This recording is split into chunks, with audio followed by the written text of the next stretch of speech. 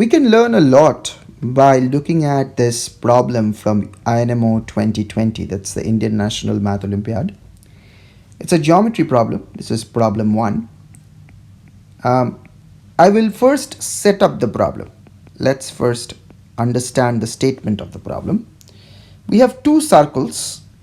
The first one is gamma 1 and the second one, which is not equal to gamma 2. So let's say it's a bit smaller.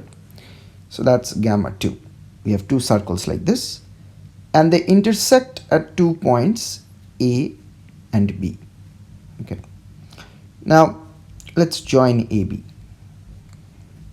Suppose O1 is the center of the first circle and O2 is the center of the second circle.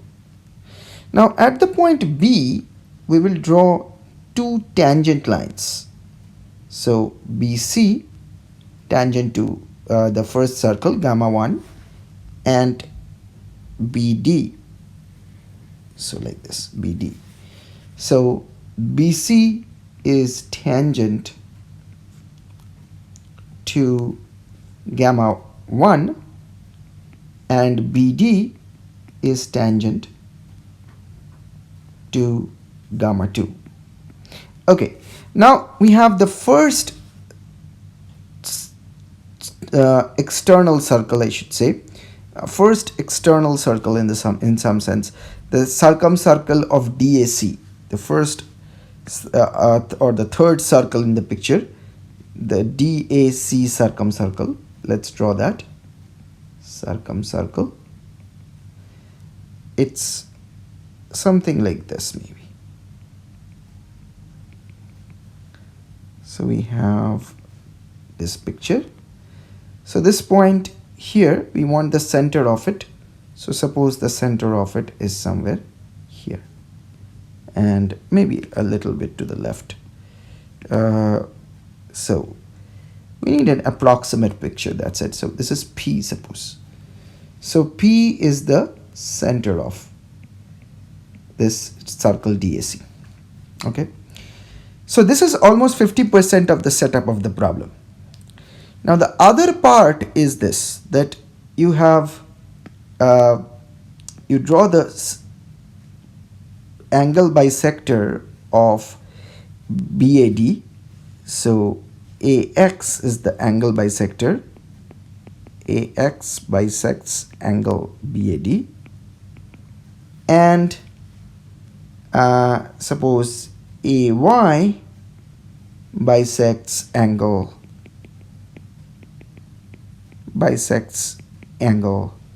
CAB. So I'm still setting up the problem.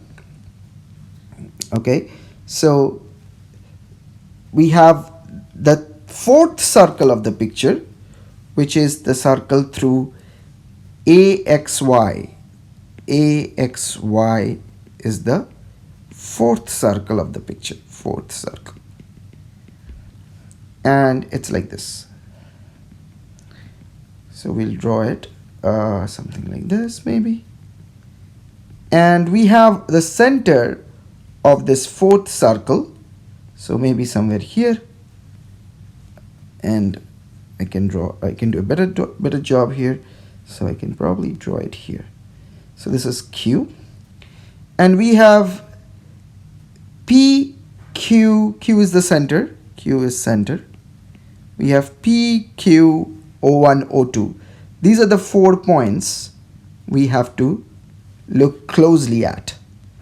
So the final thing is, what is the goal? The goal is to show O1, O2 is perpendicular to PQ.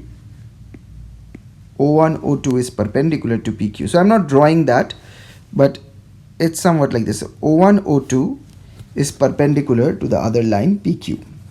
I've not drawn PQ in the picture, but this is the setup of the problem.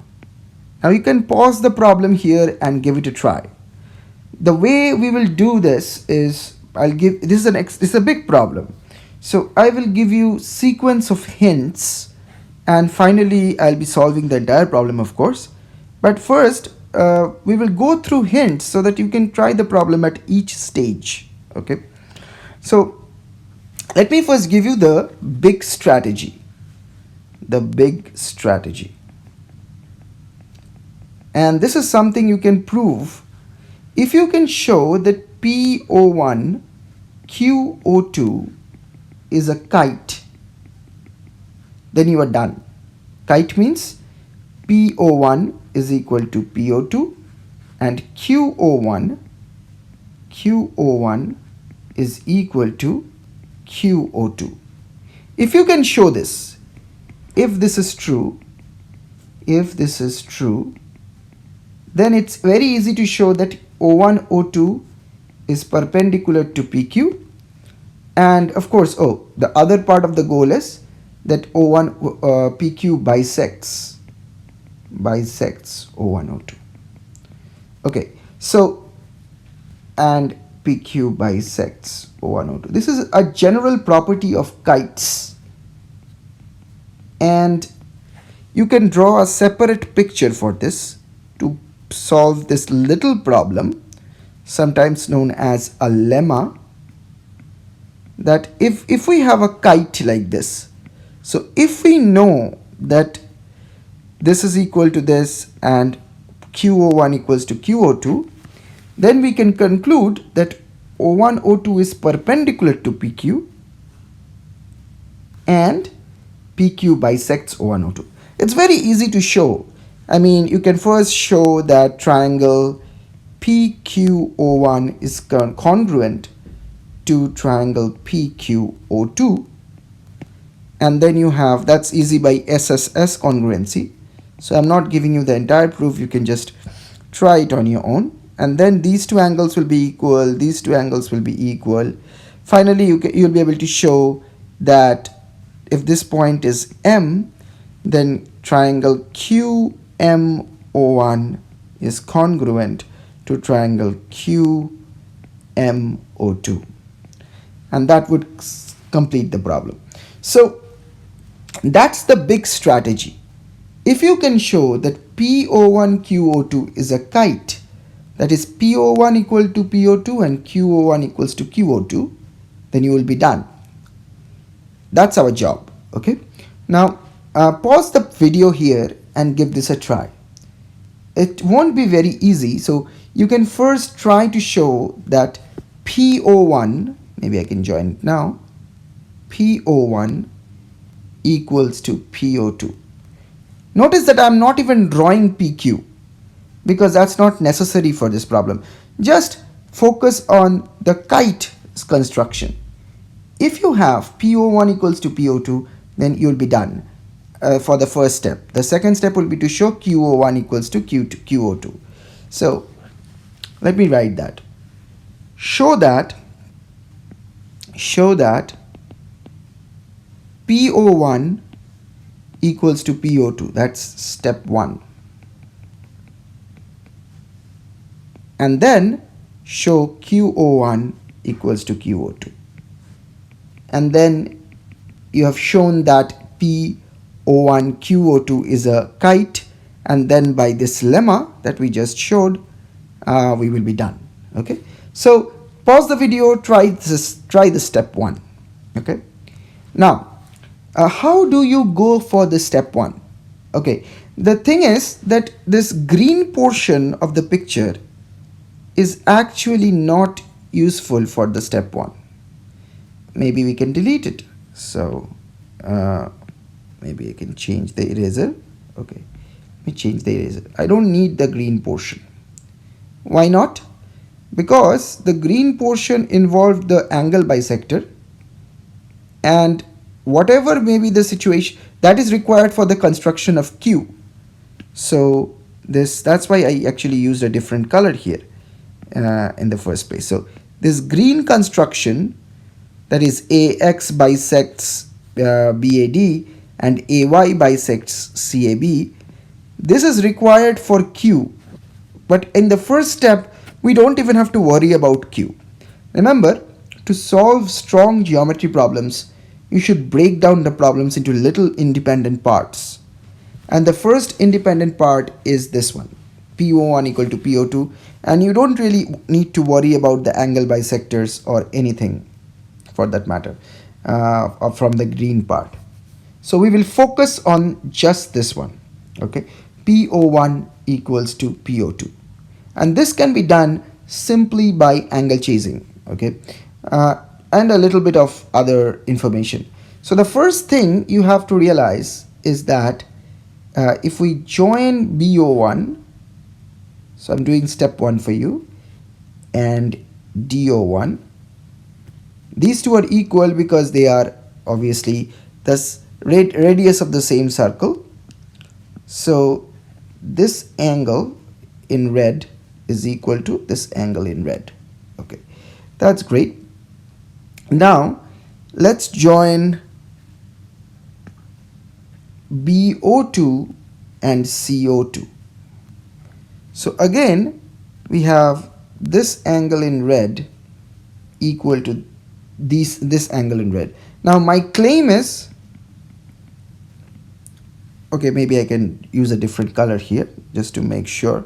So this is blue, suppose, for the moment, and this is blue. My claim is that blue is equal to red in this picture. And why is that? Well, you can see that this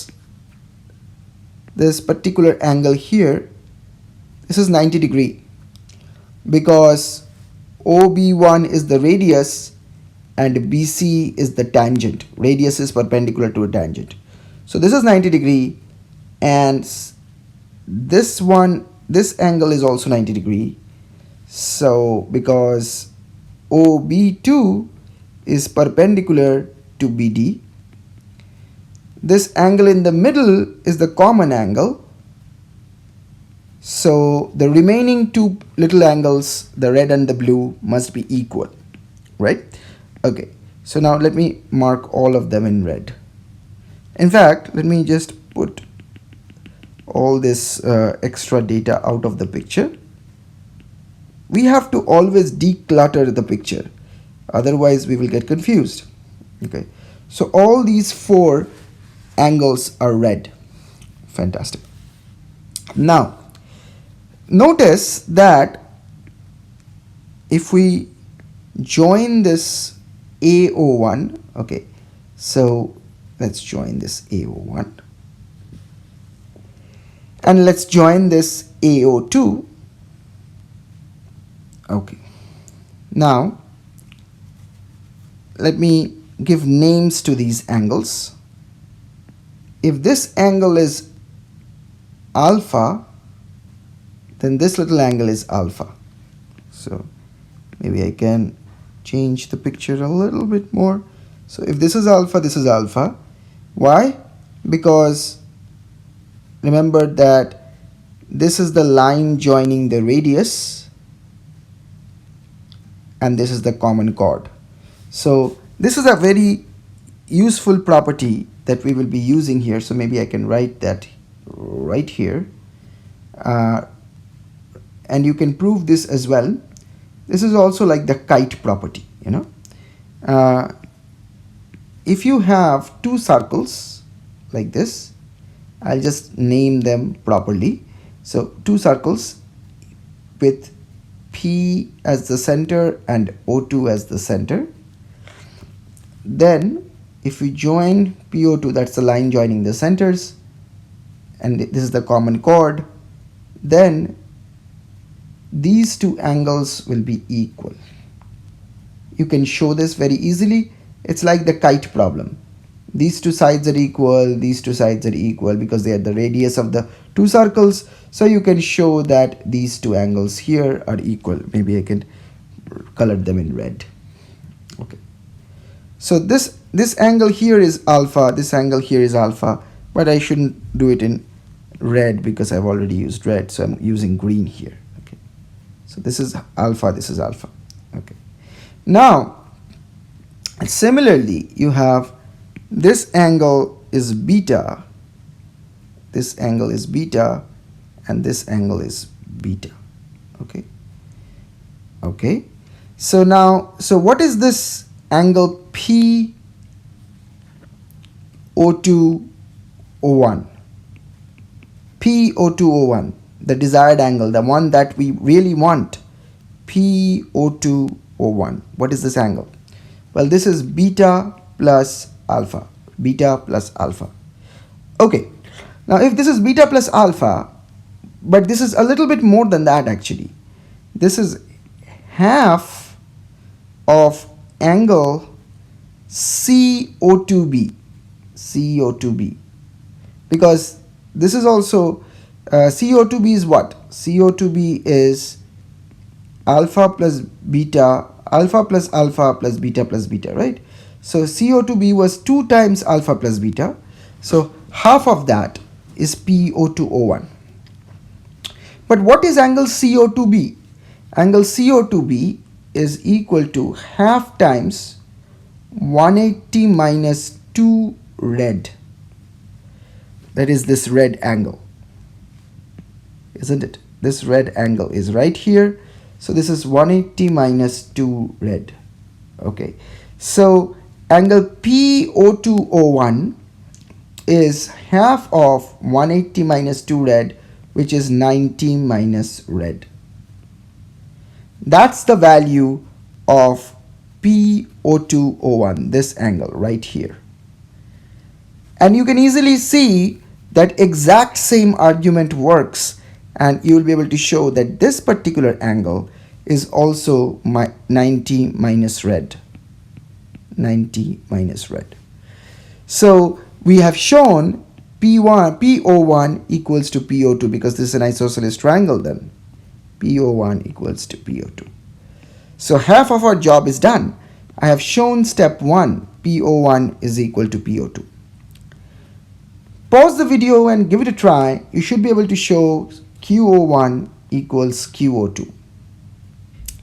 Okay, so let me draw the picture one more time. Maybe I can use it here. Okay, this is too much cluttered. Okay, maybe I can draw the picture one more time. So you have the first circle right here. It's very useful to draw the picture over and over again. Only then you will be able to see what's going on. And it's a very good strategy to draw portions of the picture, because the entire picture might be too hard to work with. So this is what I'm doing here. I'm drawing part of the picture. This time I'll not draw the upper circle.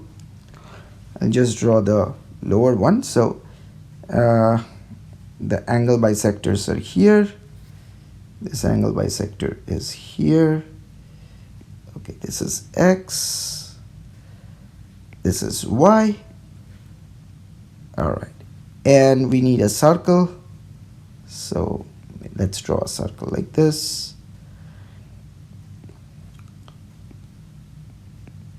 And we want the center of the circle. So maybe the center is here. Let's call this center Q. And we want to show that if this O1 is the center of the first circle and O2 is the center of the second circle, then QO1 equals QO2. So what is the given data? The given data is that AX bisects angle DAB and AY bisects angle CAB. These are the information. So we know that these two angles are equal.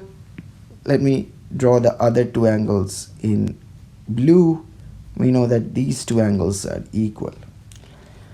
We will in fact show that blue will be equal to white.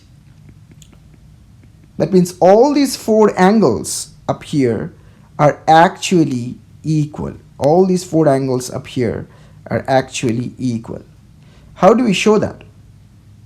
Okay, so notice that we have, if we join these D and O1 and this B, and similarly if I join this BO2C, So earlier we have shown that these four red angles are equal. These four red angles are equal. So this means this one right here, angle DO1B, is equal to angle CO2B. So these two are also equal. Those are the remaining angles of the triangle. So those two angles are equal. But what does that mean? That means that if I join this, let's say I join an arbitrary point M in the circumference, if this angle is theta, then this is theta by 2. Angle at the circumference is half of the angle at the center, and then this angle DAB, will be 180 minus theta by 2, because it's a cyclic quadrilateral. This is B. Okay. Similarly, the same logic will work, and we can show that angle BAC is also 180 minus theta by 2. Because this angle is theta, we can join some point in the circumference. This will be theta by 2, and then this will be 180 minus theta. So theta by 2. So all of these, so the white angle will be half of that. So the white will be half of 180 minus theta by 2, and the blue angle will also be half of 180 minus theta by 2. So in fact all of these four angles down here are equal. Okay, so most importantly for our purpose, angle XAB will be equal to angle YAB. So maybe I can draw those two in green so that you can see where these two angles are. So these two green angles, in shaded green angles, they are equal because all the four angles are equal here. So all the four are green in fact. Okay, how does that help? Okay, so you can see that we will use a cyclic quadrilateral property to prove that these are equal. So let's see. Let's join O1, O2. Now notice that this is 90 degree. Why?